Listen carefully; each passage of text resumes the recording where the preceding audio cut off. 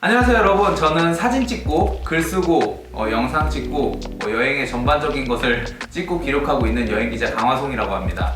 이번에 되게 좋은 기회로 캐논과 함께 인제로 여행 영상을 찍으러 가게 됐어요.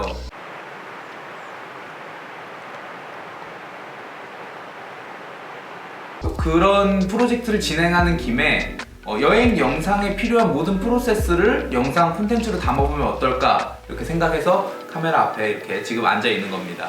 우선 영상 기획에 필요한 것들이라고 하면 노래가 있겠고요. 두 번째는 무슨 장비를 쓸 것이냐, 그리고 세 번째는 어떤 주제의 영상을 찍을 것이냐, 풍경이 있겠고 연인과 함께하는 여행 영상이 될 수도 있겠고 이런 것들을 간략하게라도 정해놓고 촬영을 가야만 뒤에 후작업할 때 되게 편해진다는 것을 좀 알려드리기 위해서 예를 들어서 여러 가지로 한번 설명을 해보도록 하겠습니다.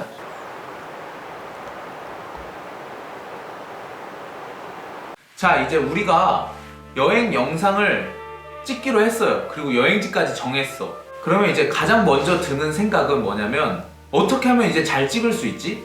이런 기술적인 고민들을 하기 시작하는데, 그 고민 앞에 기획 단계에서 가장 먼저 필요한 건 명확한 주제를 정하는 겁니다. 만약에 먹방이면 먹방, 풍경이면 풍경, 이런 식으로요.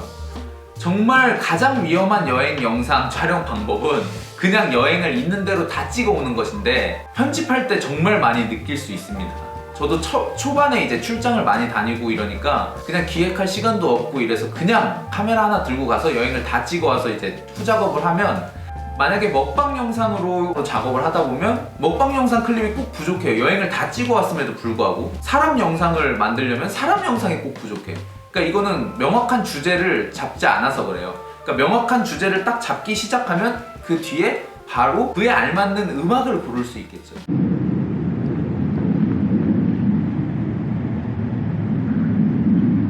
자, 이제 주제를 완벽하게 정했습니다. 그 주제에 맞는 음악을 골라야 되겠죠. 그게 이제 두 번째 저희가 기획 단계에서 신경 써야 될 부분입니다. 음악을 고른다는 건 그 영상 분위기를 고른다고 생각하시면 돼요. 풍경에도 생각해보면 여러 가지 분위기가 담겨 있습니다. 이거는 말로는 어떻게 정확하게 보여드릴 수 없기 때문에 제가 영상 분위기가 노래에 따라서, 음악에 따라서 얼마나 변하는지 한번 영상을 보고 설명을 해드리겠습니다.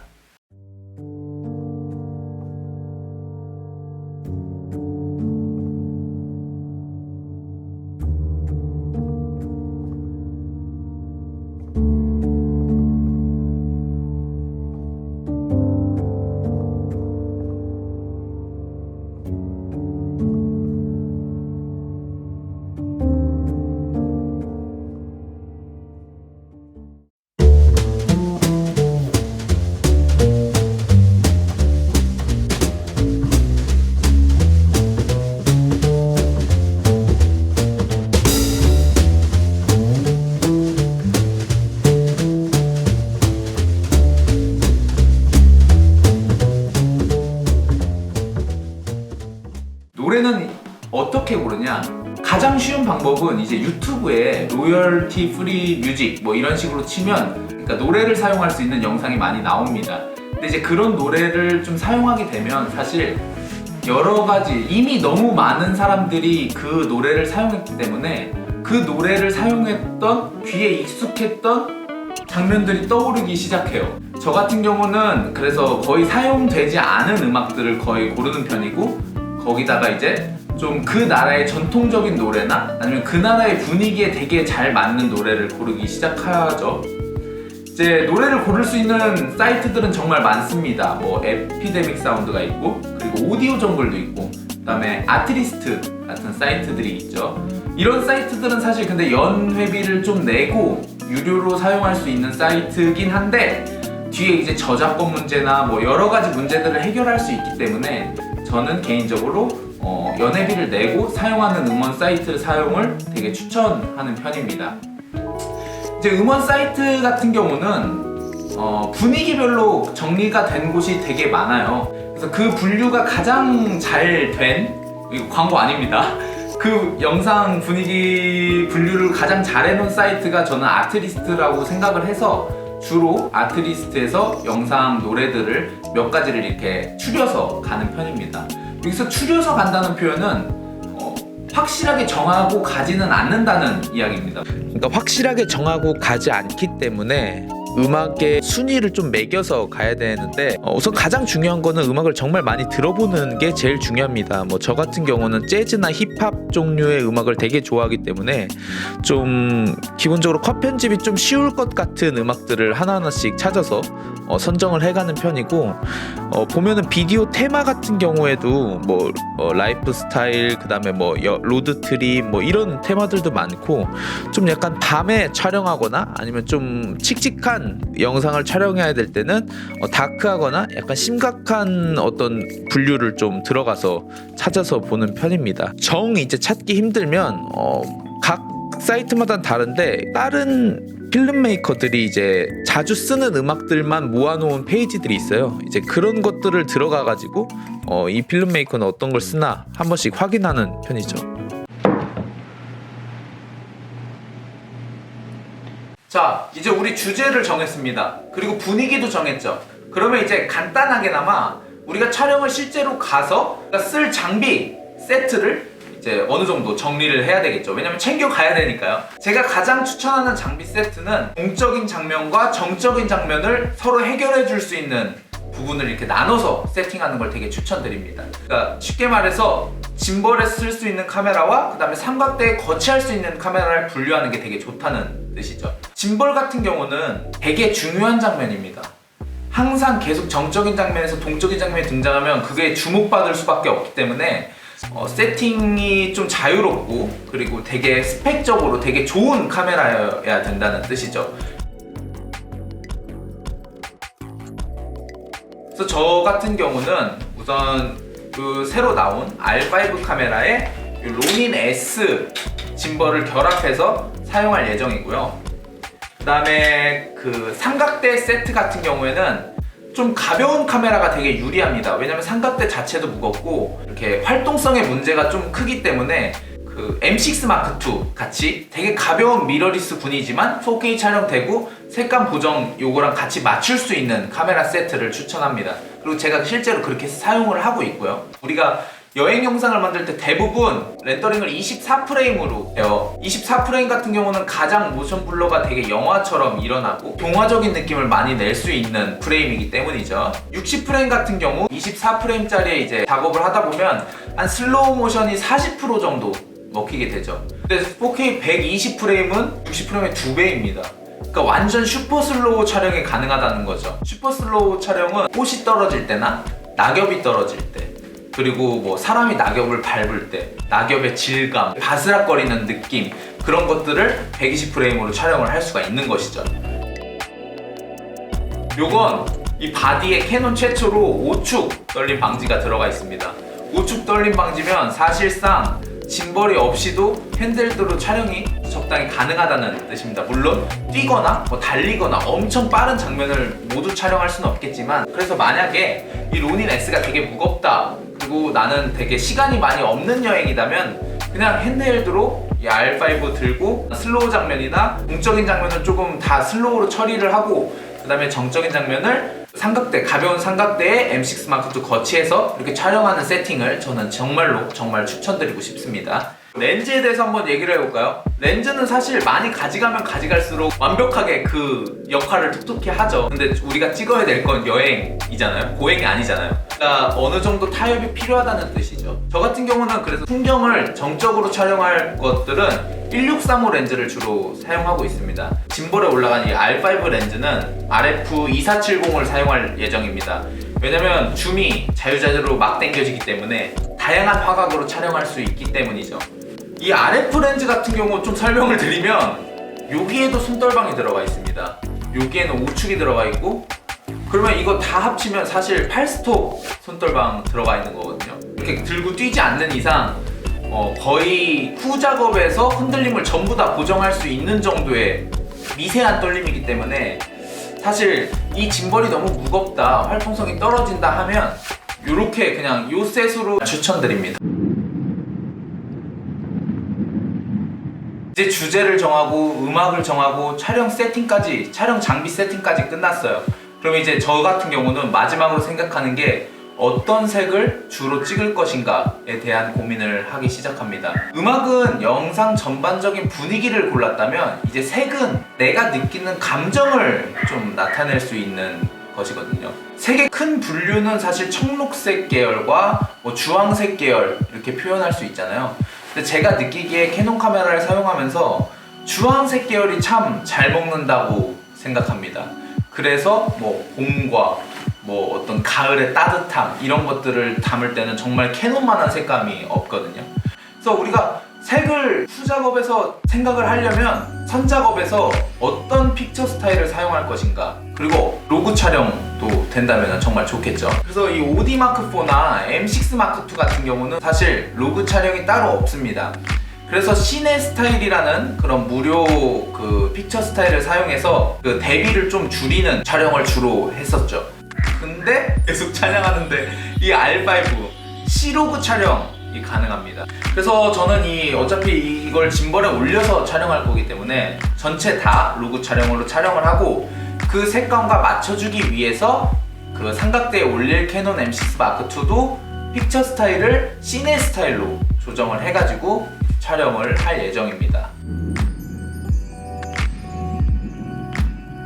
다시 이제 간단하게 얘기를 해보자면, 목적을 정하고 그에 맞는 분위기를 정하고, 그 다음에 촬영 세트를 정하고, 그 다음에 마지막으로 색, 그리고 표현하고 싶은 감정들을 정하는 일련의 과정들이죠. 그러니까 이게 되게 이렇게 말로 길게 설명해서 되게 어려워 보이는데, 사실상 뭐 시간으로 따지면 1시간도 안 걸리는 것들이죠.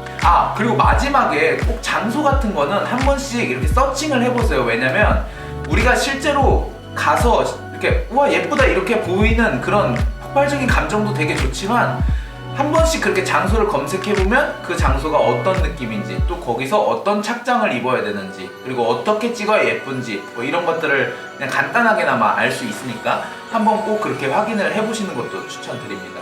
그래서 저는 이제 곧 인제로 촬영을 갈 예정이고요. 제가 촬영하는 영상, 그리고 촬영을 어떻게 하는지, 그리고 짐벌 운영은 어떻게 하는지에 관한 것은 이제 다음 시간에 인제에서 한번 보여드리도록 하겠습니다. 그때까지 좀 더 기대를 해주시고 멋진 영상 기획하셔서 촬영하셨으면 좋겠습니다. 감사합니다.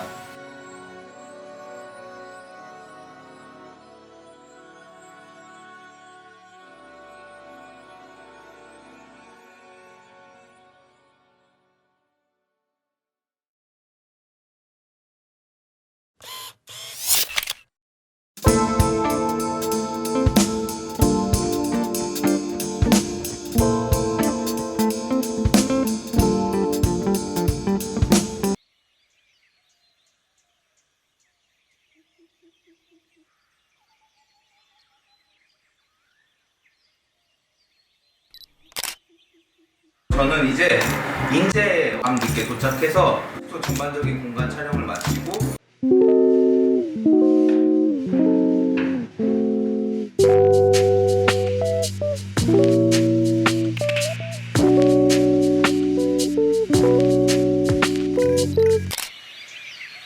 이제 오늘은 이제 밖으로 나갈 예정입니다.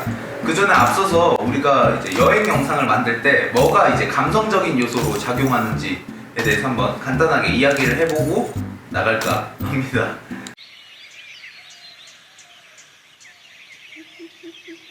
가장 먼저 우리가 이해해야 될 건 프레임에 대한 이해입니다.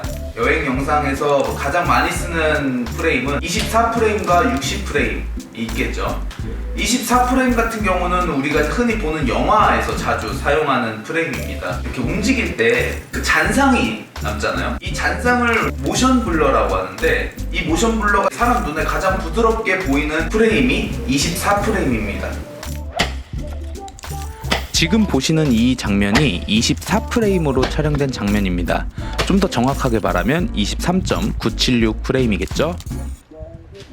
프레임에 따른 셔터 스피드는 프레임에 곱하기 2를 하면 항상 셔터 스피드라고 생각하시면 됩니다. 24프레임으로 내가 영상을 촬영할 때 곱하기 2 하면 48이잖아요. 이 카메라에는 48이 없죠, 셔터 스피드가. 그래서 50으로 맞춰주는 것입니다. 만약 24프레임짜리 영상을 촬영하는 셔터 스피드가 500분의 1초 정도로 높게 세팅되면 모션 블러가 생기지 않기 때문에 굉장히 거칠고 날것의 느낌으로 촬영이 됩니다. 지금 보시는 이 영상이 60프레임 셔터 스피드 120분의 1초로 촬영한 영상입니다. 이 영상을 24프레임짜리 시퀀스에 올려놓고 40% 정도 속도를 낮춰주면 아주 자연스러운 슬로우 모션을 얻을 수 있는 것입니다. 다음에 생각해야 될 게 이제 슬로우 모션 같은 경우, 여행 영상에서 슬로우 모션 정말 많이 사용하잖아요. 똑같이 24프레임으로 촬영을 한 다음에 이제 편집할 때 슬로우를 매기게 되면 프레임이 끊기는 현상이 나타납니다. 왜냐면 프레임이라는 거는 1초에 24장의 사진이 계속 움직이는 거기 때문이에요. 그런데 이제 거기서 속도를 늦추게 되면 사진 장수가 부족하기 때문에 굉장히 끊기는 느낌이 나겠죠. 그래서 우리는 프레임이 높은 프레임으로 우선 촬영을 해야 됩니다. 그러니까 24프레임 영상을 가져가되 슬로우 모션 장면은 60프레임으로 가져가는 게 맞다는 소리죠. 그래서 60프레임 셔터 스피드 120으로 놓고 촬영을 한 다음에 24프레임짜리 영상에다가 60프레임짜리 영상을 집어넣고 속도를 40% 정도 다운시키면 좀 부드러운 슬로우 효과를 연출할 수 있습니다. 여행 영상에서 가장 많이 쓰는 방식이 타임랩스라는 방식입니다. 타임랩스는 보통 어떨 때 이용하냐면 시간의 변화를 나타낼 때 많이 이용하죠. 만약에 낮 촬영을 하다가 이제 밤이 돼서 촬영을 할 때 낮과 밤을 이어줄 수 있는 촬영지, 가을 같은 경우는 산등성이를 타고 이제 그림자가 이렇게 움직일 거예요. 햇빛이 비추는 곳들을 색들이 이렇게 움직이는 그런 장면들. 타임랩스는 시간의 흐름을 극적으로 표현해 줄 수 있기 때문에 여행 영상에서 굉장히 많이 쓰는 기법이죠. R5 같은 경우는 타임랩스 메뉴가 별도로 마련되어 있어서 그냥 손쉽게 촬영을 할 수 있습니다. 보통 인터벌은 5초가 되게 괜찮게 시간이 표현이 되는 것 같고요. 그래서 매수 같은 경우는 본인이 시간 되는 대로 지정을 하시면 되고 8K부터 4K, FHD까지 촬영이 가능합니다. 근데 이때 이제 우리가 좀 생각해야 될 건, 만약에 캐논 C로그가 설정되어 있을 경우에 R5에서 타임랩스 촬영이 안 됩니다. 타임랩스 촬영을 할 때는 캐논 로그를 끈 상태에서 이제 촬영을 해주시면 될 것 같습니다. 타임랩스 같은 경우에는 시간의 흐름이 일반적인 영상과는 조금 다르고 좀 빠르다 보니까 중간에 뜬금없이 들어가면 굉장히 이질적인 느낌이 많이 듭니다. 그래서 때와 장소를 잘 보고 사용하는 것을 저는 추천드립니다. 요번 영상은 핸드헬드도 사용하고 그 다음에 짐볼도 사용하고 삼각대도 여러 가지로 사용할 예정이에요. 제가 이렇게 왜 다양한 방식을 가져가냐면 우리가 여행 영상에 대한 특성을 좀 한번 이해해볼 필요가 있습니다. 여행 영상 같은 경우는 한정된 시간에 촬영하는 영상입니다. 그리고 우리가 공간을 하루에 너무 많은 곳을, 다양한 곳을 갈 수가 없어요. 그러니까 최대한 어떤 식으로 해야 영상이 풍성해지는지에 대한 생각을 좀 많이 하셔야 됩니다. 저 같은 경우는 여행 기자를 하면서 유럽을 가도 3박 4일을 가는 경우가 많고 세이셸, 아프리카 이런 데를 가도 4박 5일, 3박 4일 이렇게 있다 오는 경우가 많다 보니까 최대한 그 시간 안에서 콘텐츠를 풍성하게 만드는 방법을 많이 터득했어요. 가장 쉬운 방법은 우리가 이런 공간에 들어왔다고 치면 이런 공간에서 적어도 5개에서 10개까지 프레임을 찾는 것입니다. 각기 다른 프레임들이요. 같은 곳에서 촬영할 때도 최대한 다양한 시각에서 장면을 확보해 놓는 것을 추천드립니다. 같은 장면이지만 각기 다른 시각을 이어붙이게 되면 자칫 좀 지루해질 수 있는 영상을 다양한 각도에서 볼 수 있기 때문이죠. 또 상황적으로 여행지 장소에 대한 묘사를 좀 더 정확하게 할 수 있다는 장점도 있습니다.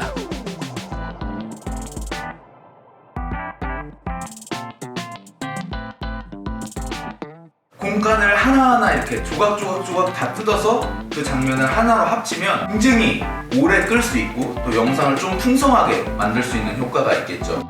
여러 장면을 촬영하기 위해서는 많이 움직여봐야 되겠죠. 앞, 뒤, 옆 다 움직여보고 그림자도 촬영해보고 또 저는 주로 거울도 이용하는 편입니다. 이렇게 다양한 시각들, 영상들을 이렇게 쭉 이어붙이게 되면 그저 책을 읽는 장면인데도 풍성하고 정확하게 묘사할 수 있게 되는 것이죠. 이런 식인 거죠. 그러니까 한 장면을 여러 프레이밍으로 나누는 것이 굉장히 중요한 포인트입니다. 다시 한번 강조하지만 여행에서 시간의 개념은 엄청 한정적인 거잖아요. 그래서 멋진 장면 뭐 계속해서 나오면 좋겠지만 그렇지 못한 경우가 되게 많죠. 그러니까 멋진 장소에 갔다고 생각하면 되게 기회라고 생각하시고 최대한 다양한 시각으로 풍성하게 영상을 촬영하시기를 추천드리겠습니다.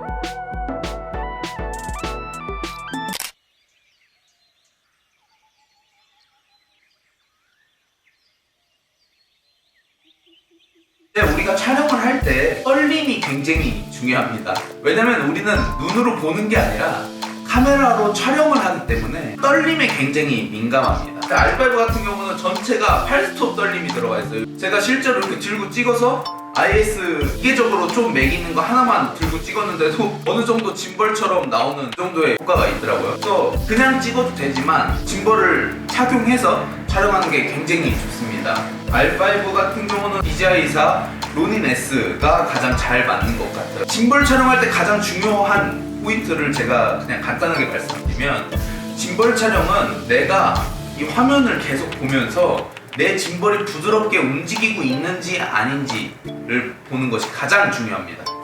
짐벌 촬영을 하다 보면 굉장히 이렇게 휙휙 돌아가는 경우가 많아요. 아니면 내가 생각하는 것보다 이 카메라가 늦게 이렇게 따라오거나, 그렇기 때문에 계속 이 액정을 제가 봐야 됩니다. 근데 전에 쓰던 오디마크4 같은 경우는 액정이 이 카메라 안에 박혀있기 때문에 이제 밑에 로우 앵글, 하이 앵글 같은 이 미들 빼고는 거의 보지를 못했어요. 정말 어렵게 봤었어야 되는데 R5 같은 경우는 액정이 있으니까 로우 앵글이든 하이 앵글이든 전부 다 내가 보면서 이 짐벌이 바르게 움직이고 있는지 아닌지를 확인할 수 있는 것이죠. 짐벌에 대한 또 한 가지 팁을 드리자면, 많은 분들이 뭐 짐벌 그냥 사셔서 무게추만 맞춰가지고 딱 사용하시는데, 가장 중요한 건 그 짐벌마다 프로그램이 있어요. 그 핸드폰 모바일 앱이 있어요. 그 앱에 짐벌을 연동해서 전자식으로 얘가 알아서 이제 진동 모터 파워를 조절해주는 그런 기능들이 무조건 짐벌마다 있거든요. 그런 기능들로 짐벌 파워를 조절하는 것이 가장 중요합니다.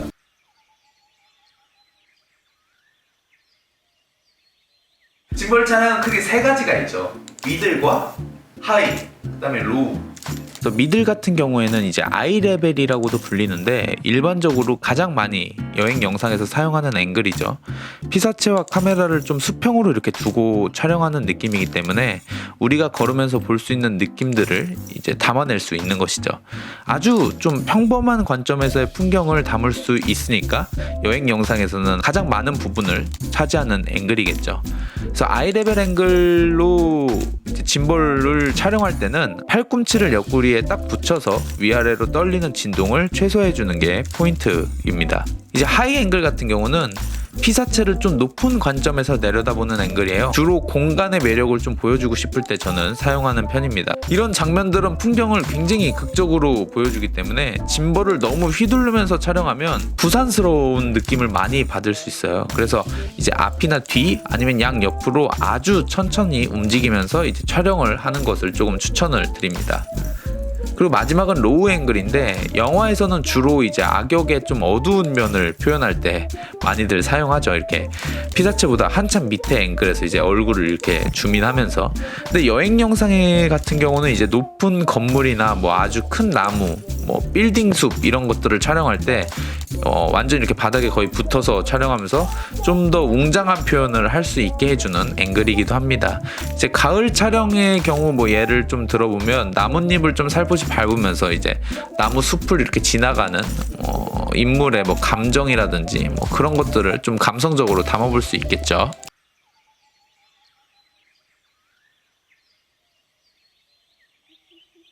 화이트 밸런스도 정말 빼놓을 수 없는 포인트죠. 근데 저 같은 경우 세팅을 항상 어떻게 하냐면, 제가 설정할 수 있는 켈빈 값에는 6400으로 놓습니다. 굉장히 노란기가 많이 끼어있는 거죠. 6400은 좀 절대적인 값이라기보다는 그냥 상황에 따라서 원하시는 대로 조정을 해서 사용하시면 되는 값인 겁니다. 뭐 그늘이나 흐림 이런 것들이 가을에 굉장히 잘 어울립니다. 먼저 흐림 같은 경우에는 한 6000K 정도로 보시면 되는데, 그냥 말 그대로 해가 뜨지 않고 침침한 흐린 날에 설정하면 좀 감성적인 느낌을 부각시킬 수 있습니다. 이제 그늘 같은 경우에는 약 7000K 수치인데, 날씨가 좀 전반적으로 밝지만 그늘이 진 곳에서 촬영을 하는 겁니다. 그러니까 날씨가 맑을 때도 그늘을 사용할 수 있는 것이죠. 영상을 보시면 좀 되게 진한 주황빛을 띠고 있죠.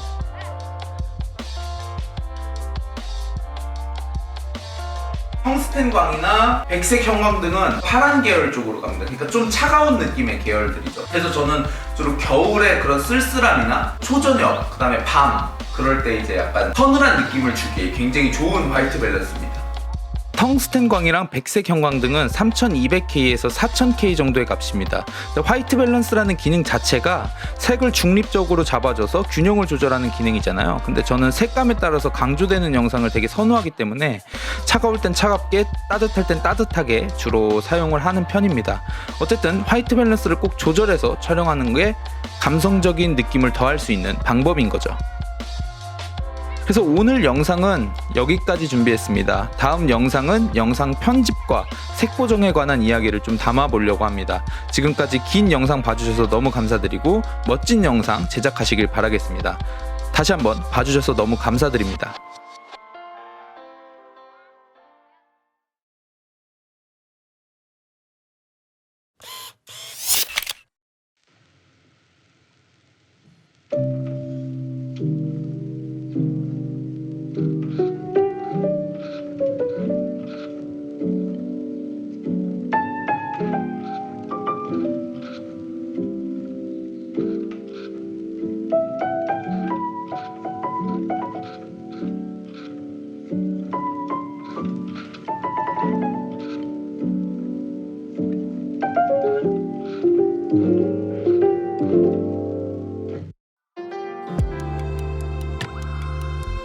안녕하세요 여러분. 불과 한 달 전에 인제 가을을 촬영하고 왔는데 비가 한번 내리니까 벌써 겨울이 됐네요.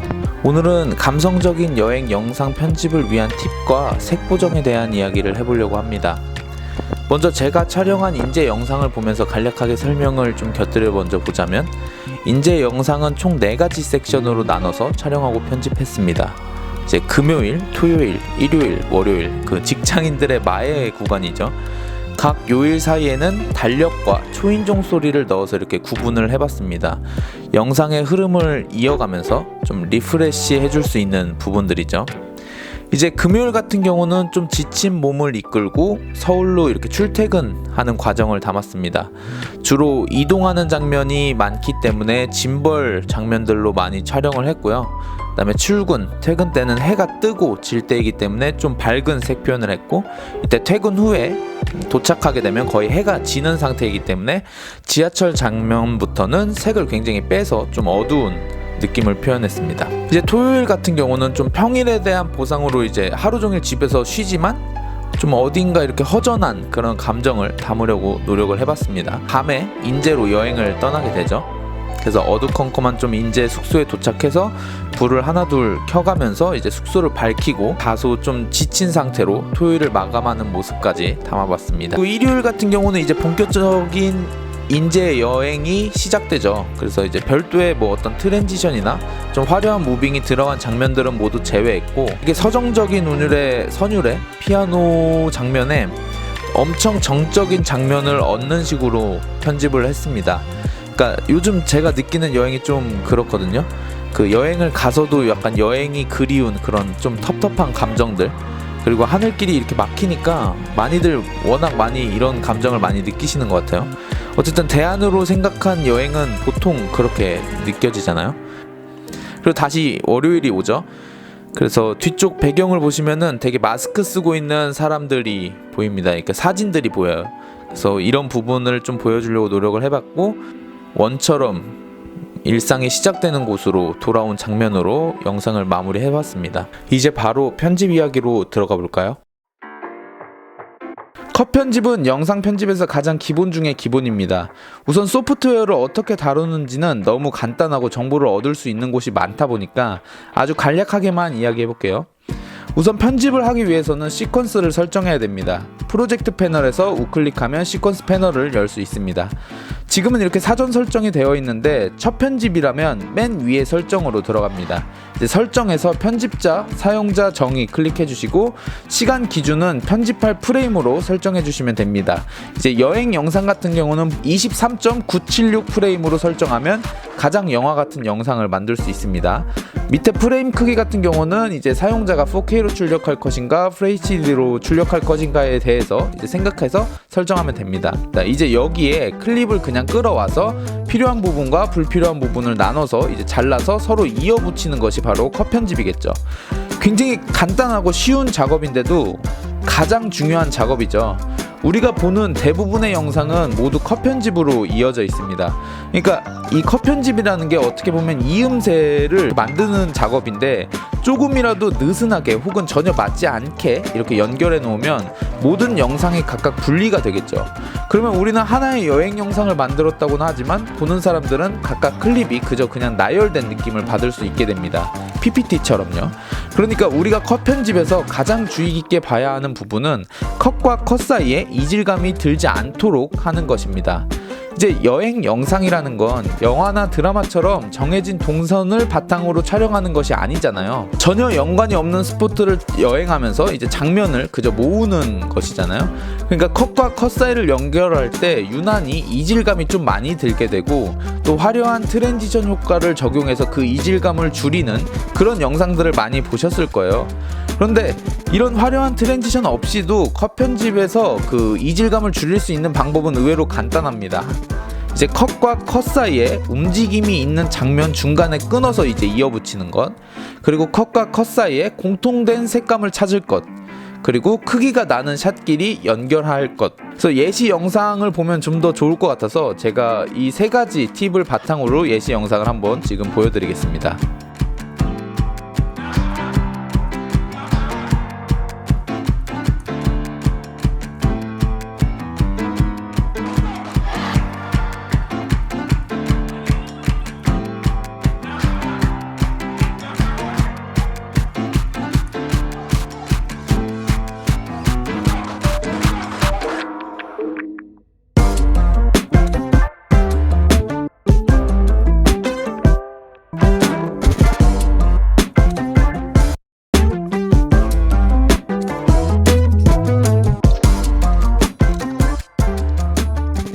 컷 편집이 완료됐다면 이제 색 보정을 할 차례죠.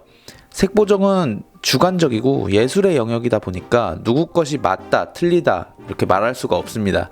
그러니까 어떻게 해야 한다는 특별한 가이드라인이 없습니다. 물론 색 보정을 위해서는 좀 프로그램을 간단히 이용할 줄은 알아야겠죠. 이제 색 보정의 단계를 세부적으로 뜯어보면 컬러 커렉션과 컬러 그레이딩으로 나뉘게 됩니다.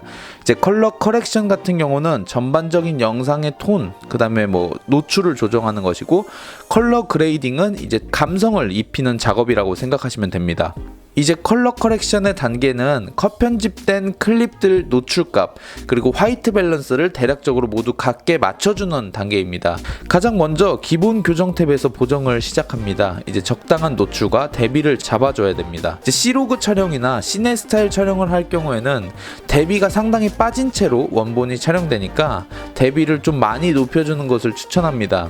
그리고 많은 분들이 밝은 영역과 흰색란을 많이 혼동해 하시는데, 밝은 영역은 말 그대로 영상 내에 빛이 닿은 공간에 영향을 줍니다. 그리고 흰색 같은 경우에는 영상 내 흰색 포인트들에게 영향을 줍니다. 색 보정은 앞서 말했듯이 어떤 가이드라인이 없어요. 그러니까 그저 내가 만족할 정도의 영상이 나왔다면 컬러 커렉션의 단계는 마무리인 겁니다. 그러니까 감성을 집어넣기 위해서 아주 양질의 원판을 마련하는 그런 간단한 작업이라고 생각하시면 됩니다. 커브 곡선을 사용하는 것도 되게 좋은 방법입니다. 커브 곡선 보정 같은 경우에는 곡선에 총 5개의 점을 찍고 시작합니다. 왼쪽 가장 밑에 점은 섀도우 톤을 만질 수 있는 점입니다.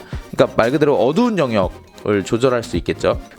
오른쪽 가장 위점은 하이라이트 톤입니다. 이제 대비를 주고 싶다면 커브를 약간 S자로 만들어주면 강한 대비를 줄 수 있습니다. 그리고 만약에 영상이 너무 어둡다 싶으면 커브 중간을 잡고 살짝 위로 올려주면 영상이 전체적으로 되게 산뜻한 느낌으로 변합니다. 이제 컬러 커렉션이 끝났다면 이제 그레이딩의 단계입니다. 가장 쉬운 방법은 뭐 그냥 일반적인 러트 파일을 구해서 사용하는 방법인데, 러트 파일 같은 경우에는 유튜브에 이제 수많은 무료 러트 파일들이 공유가 되고 있고, 뭐 해외 유튜버들도 주로 자주 공유를 하고 있으니까 가장 입맛에 맞는 러트 파일을 찾아서 적용을 하시면 될 것 같아요. 이제 좀 더 좋은 러트 파일을 찾아서 유료로 구입을 할 마음이 있다면 개인적으로 그 시네플러스의 키노 러트랑 그다음에 셀룰로이드 같은 러트들을 추천합니다. 가격은 뭐 거의 그냥 치킨값 정도 투자하면 나름 재밌고 예쁜 영상을 더 만들 수 있을 겁니다. 네, 요게 가장 중요한 건 러트 파일을 적용한 뒤에 세부적으로 색감을 한 번씩 더 만져주는 작업을 거쳐야 된다는 겁니다. 저는 아주 간단하게 색 보정을 할 때 그냥 크리에이티브 란에 있는 어두운 영역과 강조 표시 색조란을 사용해서 주로 색감을 잡아줍니다. 주로 어두운 영역 색조란은 주황색 계열로 가고, 강조 표시 색조란은 주로 청록색 계열로 끌어서 이렇게 서로 균형을 맞춰서 조절하는 편이에요. 이거는 어떤 공식이 있는 게 아니라 그냥 천천히 시간을 가지고 본인 스타일에 맞는 색들을 이렇게 쭉쭉쭉쭉 찾아서 조합을 해보면 금방 찾을 수 있습니다. 이제 가장 중요한 거는 그냥 색조 균형을 좀 올바르게 맞춰만 주면은 표현하고자 하는 색을 쉽게 만들 수 있다는 거 기억하시면 좋을 것 같습니다. 이제 다시 한번 색 보정에 대해서 이야기를 하면 정해진 게 없습니다. 그냥 결과물에서 내가 원하는 색감을 넣으면 되는 거예요. 영상을 좀 가볍게 만들고 그냥 우리가 취미로 여행 영상을 만드시는 분이라면 이 순서대로 차근차근 익혀만 가도 충분히 이 정도의 색감을 만들 수 있습니다. 이제 컷 편집을 거쳐서 색 보정까지 완료가 되었다면 마지막으로 사운드 디자인을 할 차례입니다. 저는 사운드 디자인이 영상을 굵게 만들어준다고 주로 표현하고 있습니다. 이제 사소한 장면들의 생기를 불어넣는 과정인 거죠. 예를 들면 뭐 발자국 소리, 문 여는 소리, 바람 소리, 뭐 자연의 백색 소음, 도시의 아침 소리 등이 있겠죠. 물론 이렇게 기존의 소리 말고도 좀 창조적인 사운드가 영상에 함께 들어가면 더 시네마틱한 느낌을 살려낼 수 있습니다. 이제 여행 영상에서 사운드 디자인을 할 때 제가 가장 중요하게 생각하는 점은 보는 사람들이 그 소리를 들었나 안 들었나 이렇게 긴가민가 할 정도로 무척 자연스럽게 녹아들어야 한다는 것입니다. 배경음에 비해서 너무 튀게 되면 이질감이 들면서 굉장히 초보적인 영상처럼 느껴질 수 있기 때문입니다. 그래서 사운드 디자인을 할 때는 꼭 이어폰을 끼고 적정한 볼륨을 찾아서 삽입하는 것이 좋습니다. 사운드 이펙트 같은 경우는 유튜브에서 무료로 찾아보면 공유하는 자료들이 꽤 많아요. 더 추천하는 건 사실 아트리스트.io 같이 유료로 음원을 사용할 수 있는 페이지에 가서 SFX란에서 여러가지 패키지를 다운받아서 사용하는 것을 추천합니다. 왜냐면 아무래도 유료 사이트가 확실히 깔끔한 상태에서 만들어진 소리다 보니까 질적으로는 훨씬 추천하는 편입니다. 정리하면 사운드 디자인이 들어간 영상과 안 들어간 영상은 우리가 생각하는 것보다 질적으로 차이가 엄청나게 많이 난다는 것, 그래서 꼭 사운드 디자인 단계를 한 번씩 거치는 것을 저는 추천드립니다.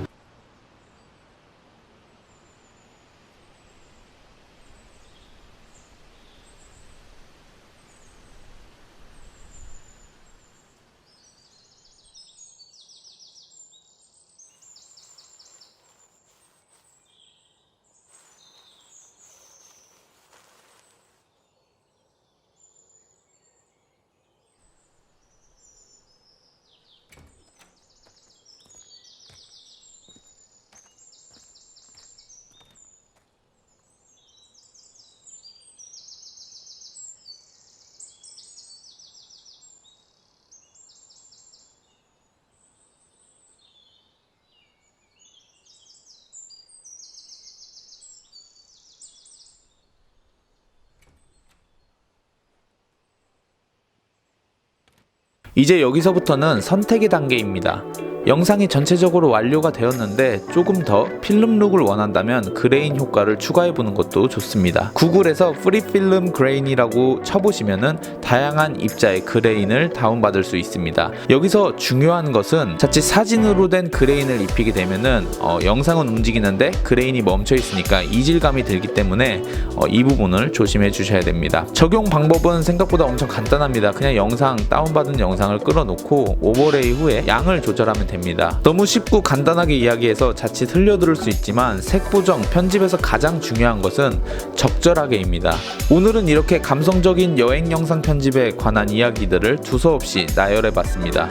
사실 너무 당연한 이야기들이지만 꼭 한 번씩 되새기면 좋을 내용일 겁니다.